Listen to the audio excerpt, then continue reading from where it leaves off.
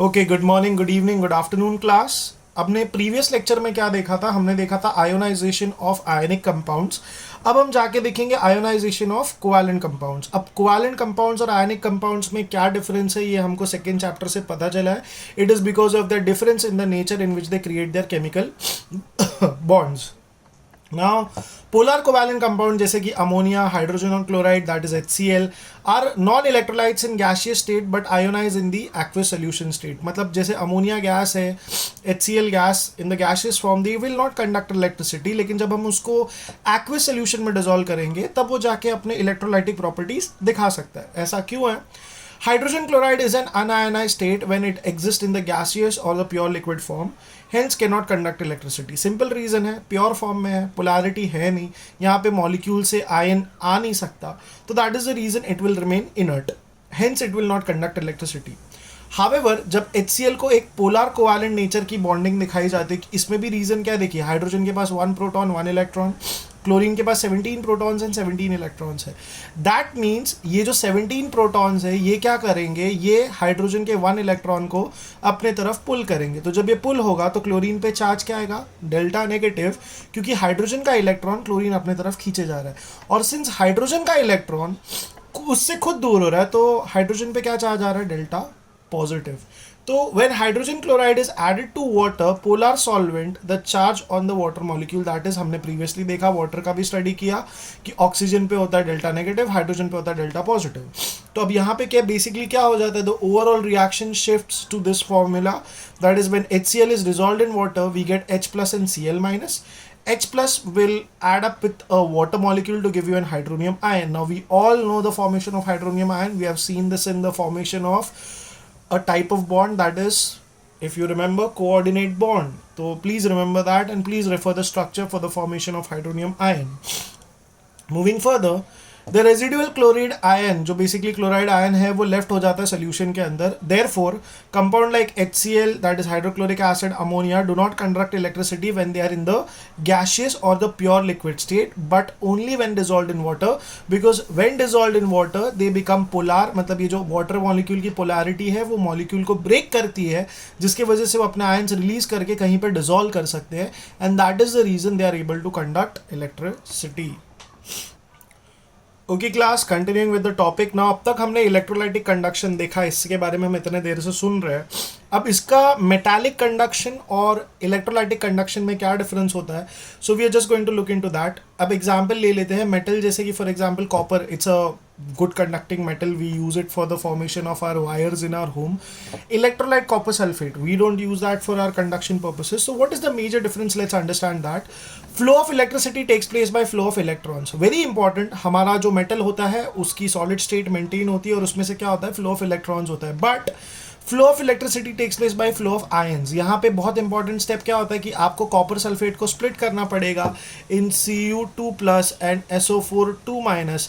तो जब तक ये अपने पेरेंट कंपाउंड से आयोनिक फॉर्म में नहीं आएंगे तब तक कंडक्शन होना पॉसिबल नहीं है। तो the first major difference is what, they metals conduct by the flow of electrons, whereas electrolytes conduct by the flow of ions. Now coming to the second difference, there is no decomposition of the parent metal and thus the chemical properties of the metal are intact. इसका मतलब क्या है, जैसे हमारे घर में जो बिजली के तार होते हैं, that is basically electrical wires होते हैं, ऐसा नहीं होता कि जब हम उन पे बटन दबाते हैं, हम कोई इलेक्ट्रिकल अप्लायंस रन करते हैं तो वायर का डेंसिटी चेंज होता है, उसका लेंथ चेंज होता है या उसका मास चेंज होता है। यहाँ पे उसकी chemical properties interact and as well as physical properties interact रहती है, बिकॉज सिर्फ वहाँ पे फ्लो ऑफ प्योर इलेक्ट्रॉन्स होता है।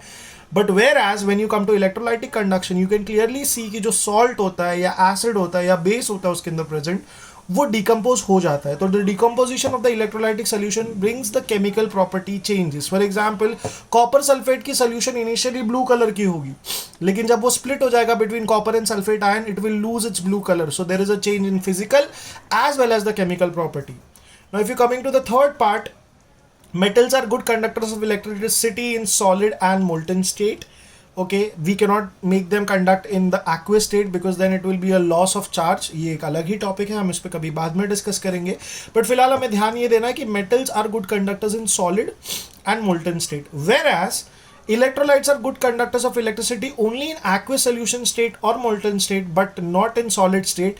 इसका रीजन हमने कहाँ पे देखा था, हमने NaCl के प्रीवियस लेक्चर में देखा था, जहाँ पे वो बेसिकली एक बॉक्स के अंदर ट्रैप्ड होता है इलेक्ट्रॉन. जब वो एक सॉलिड स्टेट होता है तो क्रिस्टल के अंदर इलेक्ट्रॉन ट्रैप्ड होता है, तो वो बाहर नहीं जा सकता, जिसके वजह से सॉलिड स्टेट में to conduct electricity is not possible. Okay, remember that. Now coming to the fourth point, that is during metallic conduction there is no transfer of matter, no new products are formed. Very important, very important. क्योंकि यहाँ पे सिर्फ electron flow होता है, तो यहाँ पे transfer of matter नहीं हो रहा और कोई नया प्रोडक्ट नहीं बन रहा है. वही जगह पे अगर आप इलेक्ट्रोलाइटिक कंडक्शन की बात करोगे तो there is transfer of ion, that is basically matter, and the flow of electricity decomposes the electrolyte to form new products. इसका मतलब क्या है, कॉपर सल्फेट को अगर मैं कई देर तक, मतलब if I keep it under the electrical current का influence for a long period of time, after certain period of time I will get copper metal and sulphate ions which will further dissolve to make sulphur dioxide gas. तो मुझे CuSO4 से copper और SO2 gas as a product मिल जाएगा. तो यहाँ पे there is a complete transformation, whereas there is no transformation over here. Now coming to the last part of this lecture, acid, bases and salts as electrolytes. Now we all study about electrolytes कि electrolytes क्या हो रहे हैं, कब से हम study कर रहे हैं. तो यहाँ पे हम क्या देखना चाहते हैं कि acid, bases, alkali and salt when dissolved in water they exist in the fused state, that is basically molten state में they dissociate into free mobile ions and can be classified as strong and weak electrolyte. इसका मतलब क्या हुआ, आप एक acid ले सकते हो, एक base in the form of alkali and salt भी ले सकते हो. जब हम उसको वाटर में डिसॉल्व करेंगे या फिर हम उसको मोल्ड करके या मेल्ट करके उसको मोल्टन स्टेट में लाएंगे, उसके अंदर जो प्रेजेंट आयंस है वो फ्री मोबाइल फॉर्म में हो जाएंगे. That means they can move and they conduct electricity, and based upon the number of ions generated they can either be classified as strong electrolyte or weak electrolyte. So let's look at the definition of strong electrolytes first. Compounds which in the fused or in the aqueous solution state are almost completely dissociate. Almost completely मतलब अगर आपने 10 grams लिया तो 9.9 grams dissociate होगा, and are good conductors of electricity are called as strong electrolytes. Whereas weak electrolytes का definition अगर हम देखेंगे, compounds which in the fused or in the aqueous solution state are feebly मतलब बहुत कमजोरी, और partially dissociated and are poor conductors of electricity are called as weak electrolytes. Now I'll repeat again, strong electrolytes बहुत ज़्यादा dissociate होंगे and they are mostly ionic compounds, okay, and they dissociate in such an extent that we find little traces of them in their original form. तो इसके वजह से हम उनको क्या बोलते हैं, they are strong electrolytes. Whereas जो वीक इलेक्ट्रोलाइट्स होते हैं, इनकी खासियत क्या है कि ये फीबली यानी कि बहुत कम मात्रा में, ज़्यादा मात्रा में नहीं, बहुत कम मात्रा में डिसोशिएट होते हैं, जिसकी वजह से नंबर ऑफ आयंस जो है वो कम निकलते हैं, और जिसकी वजह से जो कंडक्शन है वो भी कम होता है. So this was the final part of the chapter. So I hope you got the gist of it. Please make proper notes and please note down anything, and if you have any doubts please contact us. Thank you for your time.